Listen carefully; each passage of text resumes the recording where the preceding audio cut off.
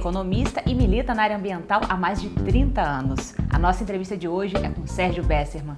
Sérgio, muito obrigado por nos receber aqui. Por que você escolheu a economia e por que esse enfoque sempre ligado à história?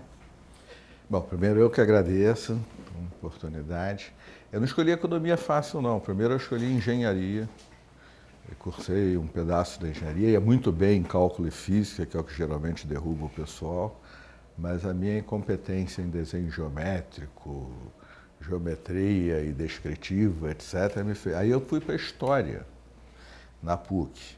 E teria feito História, mas anos 80 o horizonte de quem fazia História do ponto de vista do mercado de trabalho era muito limitado, você teria que fazer carreira acadêmica. E Economia oferecia um leque de oportunidades maior. Você poderia trabalhar no mercado, poderia trabalhar no setor público, poderia fazer a carreira acadêmica e História Econômica. E, especificamente na PUC havia um grupo de professores de História Econômica, até hoje, são os meus mestres, foram os orientadores da minha dissertação, Winston Fritz, Marcelo Paiva Abreu, dos Correia do Lago. Então eu acabei fazendo Economia, mas não foi uma escolha simples, não, fiquei pulando de um lado para o outro. Mas para ser um bom economista é preciso entender de história? Os economistas, como a gente vive numa economia de mercado e como o centro das coisas é os negócios funcionarem, os economistas passaram a ter um papel muito importante de assessoramento de mercado financeiro e acabaram se convencendo um pouco que faziam uma ciência diferente, técnica, mais próxima da engenharia, mais capaz de previsões, que é o que distingue uma ciência dura de uma ciência das humanidades, como a economia de fato é. Isso caiu recentemente e até há poucas semanas atrás, um paper foi definitivo sobre isso, porque ele pegou as previsões dos economistas das últimas décadas e elas não acertam nem um pouquinho mais do que a previsão de qualquer um. Então, ciência econômica é uma ciência para tentar entender a realidade, que é histórica. E aí, sim, estudar história, estudar muitas coisas, mas estudar história é uma condição para ser um bom economista. Qual deve ser o papel do Estado pós-crise de 2008? A discussão sobre o papel do Estado é uma das coisas em que a sociedade brasileira, por razões muito compreensíveis, se atrasou um pouco.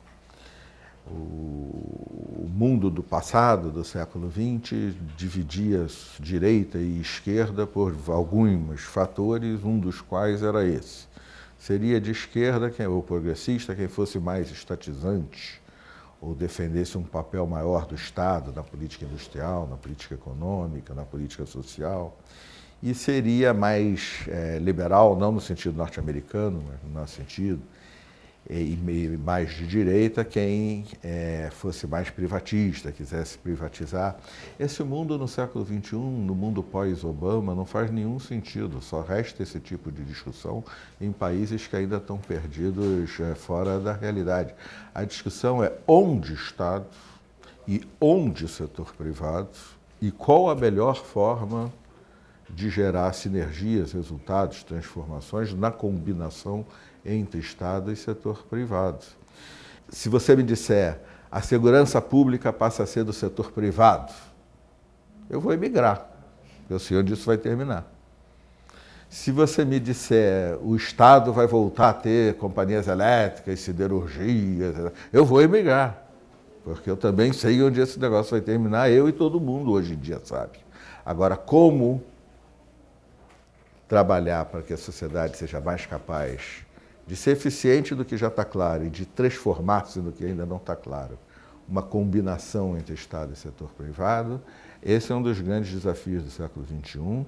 E no caso do Brasil, um país patrimonialista, onde ricos e pobres esperam mais do Estado, não se colocam tanto a questão dos seus deveres frente ao Estado, mas se colocam o tempo todo a questão dos seus direitos e de como se apropriar de recursos do Estado.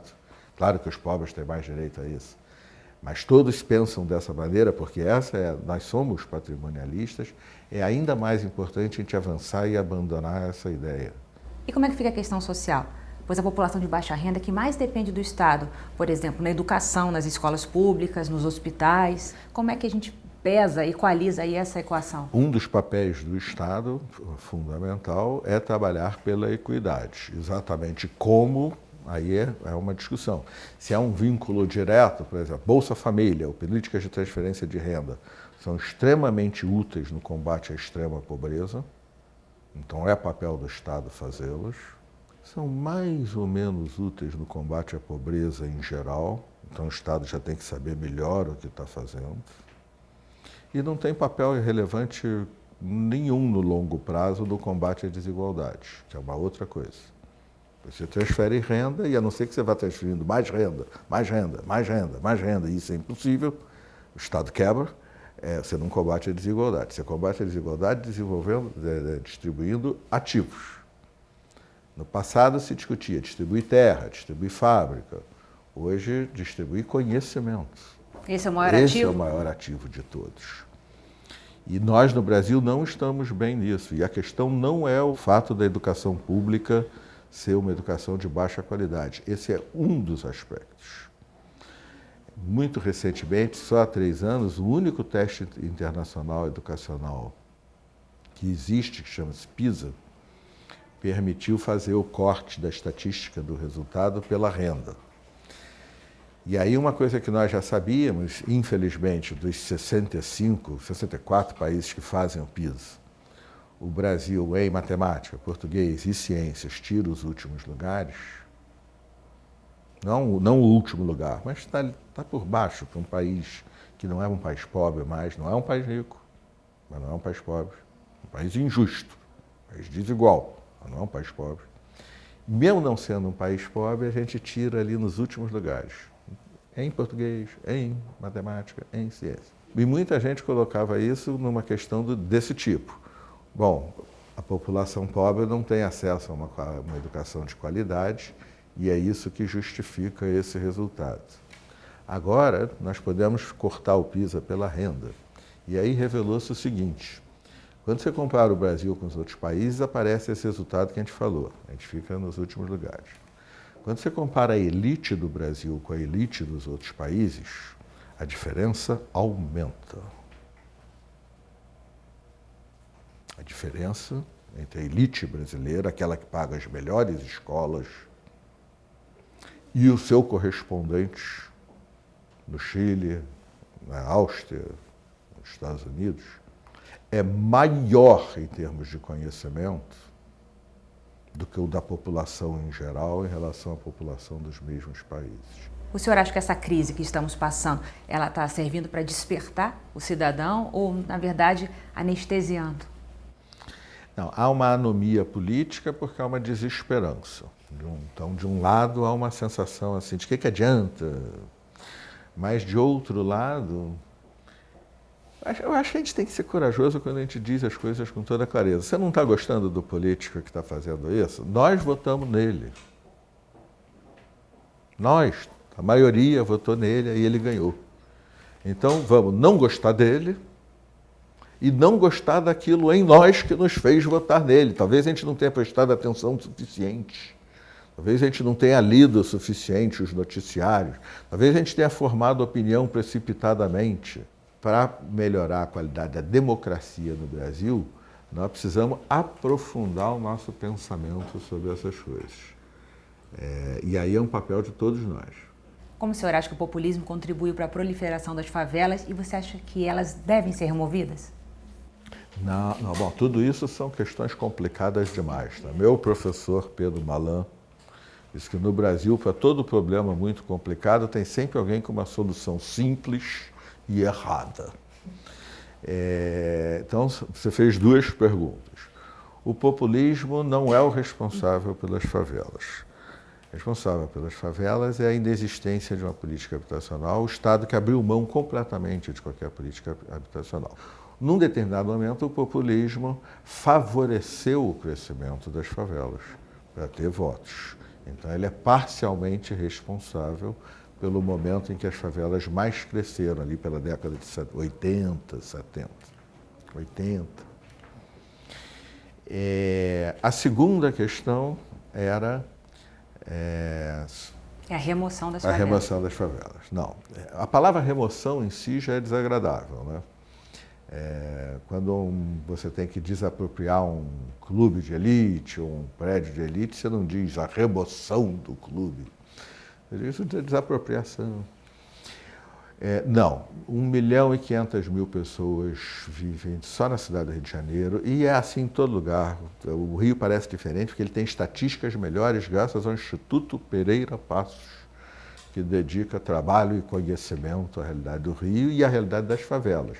E junto com o IBGE produz um retrato das favelas muito melhor muito melhor do que em qualquer outro município do Brasil.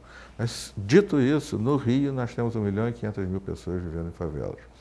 Se elas tiverem insegurança de posse, ou seja, a ideia de que alguém, um governante, um político, uma força política qualquer, pode chegar e tirar a sua casa, porque você não tem uma escritura, nós temos um problema. Então, gerar insegurança de posse, dizendo vamos remover favelas, acabar, isso não faz nenhum sentido.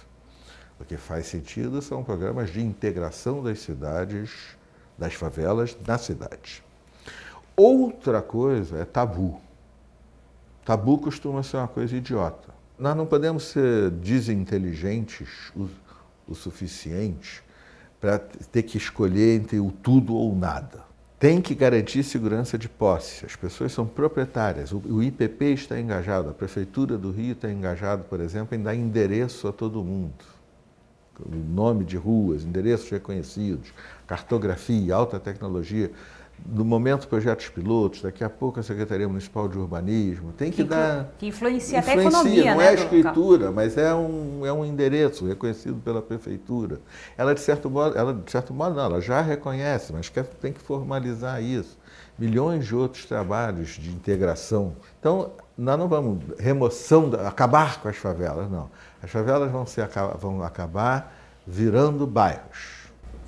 Agora, o senhor que esteve à frente muitos anos do IBGE e agora aqui no Instituto Pereira Passos, como é que essas pesquisas contribuem para a construção de uma política pública efetiva? Eu acho, assim, a coisa tem a ver com aquela discussão do conhecimento que tínhamos há pouco. O uso de estatísticas, ele não decide quem está certo ou está errado. O uso de registros administrativos, de informação, ele não decide quem está certo ou quem está errado. Quem decide quem está certo ou está errado é a vida. E as pessoas pensam cada uma de um jeito, mas ele aumenta demais a qualidade do debate. Porque as informações, elas estão aí. Elas têm que ser disseminadas de maneira amigável, tem que ficar fácil. Um garoto... O que é a coisa mais importante para o IPP fazer? A coisa mais importante para o IPP fazer é um garoto da Pavuna estar andando e quer saber como é que é a Pavuna. Quantos vivem, quantos têm que idade, quantas escolas tem, quantas pessoas, quanto tempo leva para chegar numa área verde e que, portanto, a conversa entre eles fica uma conversa enriquecida, com estatística, com informação. Também a política pública fica muito mais eficiente, é o único jeito, essa é uma característica desta administração, prefeito Eduardo Paes. Ele leva ao pé da letra. A forma correta seria dizer ao pé do número. Mas ele leva ao pé da letra aquela frase de que eu só posso melhorar o que eu sei medir. Eu, por exemplo, não levo tão ao pé da letra assim, mas o prefeito leva. E tudo tem que ter, como eu disse, formas de medir. E aí as estatísticas, os registros, são coisas diferentes. Estatísticas, resultante de pesquisas, e os registros administrativos, que são da Secretaria de Saúde, da Secretaria de Educação, etc. E um trabalho muito importante é aquele que falávamos antes de disseminar isso, de permitir que toda a população tenha acesso fácil a essas informações. Isso não vai fazer a opinião dela ficar certa ou errada, porque certo ou errado, repito, não existe. Senão eu vou dizer que certo é igual a mim. E certo é ser Flamengo, errado é não ser, ou coisa desse tipo. Mas isso aprofunda, isso eleva a qualidade do debate. Isso é que a gente precisa fazer. A gente vive na democracia, mas a democracia brasileira não é uma democracia de alta qualidade, é uma democracia de baixa qualidade. O senhor milita há 30 anos na questão ambiental. Nesse período tivemos a Eco 92, a Rio +20. O que mudou nessa política ambiental e o senhor acha que essa questão já faz parte de uma agenda política concreta da cidade? Bom, são duas questões, uma global, brasileira, Rio de Janeiro, e a outra específica da cidade. O que mudou de mais importante e que agora vai mudar o mundo, não mudou o mundo ainda. O mundo continua igualzinho, esquentando o planeta, destruindo ali, não sei o quê. Mas uma coisa que mudou incrivelmente nesses últimos 20 anos foi a consciência. Aquela ideia, você fica preocupado com o meio ambiente, o mico-leão dourado, enquanto tem o crescimento econômico e crianças com fome, como é que você se preocupa com o mico-leão dourado? Esse raciocínio não faz nenhum sentido, ele é completamente absurdo. O que mais vai empobrecer as pessoas do planeta são as mudanças climáticas. Já a cidade do Rio de Janeiro, fazendo jus a duas coisas. Uma, o nosso ativo mais importante é essa combinação de construção com natureza. O mundo nos vê assim. E marca é o ativo mais importante que uma empresa ou uma cidade pode ter. Essa combinação de 3 florestas, 2 baías, um sistema de lagoas e um litoral oceânico impressionantemente lindo e famoso, Copacabana, Ipanema, com 6,5 milhões de pessoas na cidade, 12,5 milhões da região metropolitana, 6.300.000 na cidade, só existe num lugar do mundo. Você perguntar, existem florestas, baías, lagoas? Existem. No Havaí, no Oceano Índico. Existem cidades de 12 milhões? Existem. Existem as duas coisas juntas? Não, só existe num lugar do mundo, no Rio de Janeiro. Essa é a nossa maior riqueza. Não é só a questão de meio ambiente. Essa é a nossa maior riqueza, sobre qualquer aspecto. É o que nós somos, os cariocas, é como o mundo nos vê. E agora deu uma sorte maior ainda, essa maior riqueza, que é a nossa marca, ela está colada com a agenda do planeta. A agenda do planeta é essa, sustentabilidade. Qual é a marca, qual é a cidade? Somos nós. Muito obrigada, Sérgio, pela sua entrevista. Foi um prazer aqui. Uma aula.